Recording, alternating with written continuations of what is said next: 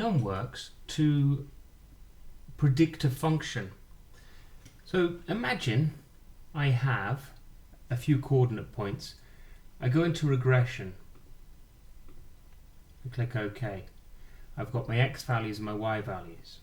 And I say, I read the question carefully, I pick out the important information. I go, oh, it's going to be 0 and 2, 5 and 10, and then, I don't know, let's do 20, and let's make that 0. Okay, I get this information from the question. I click OK, I go up to Y1, I click OK, and I click model. And then you need to understand, are we modeling with quadratics, we're modeling with power relationships, how are we doing it?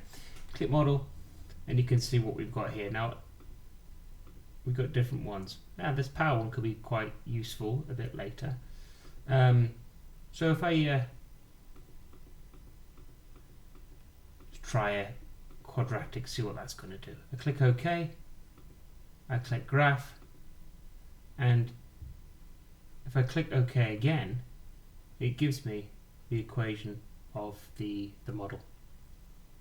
Be careful, just make sure you answer the question that's being asked of you.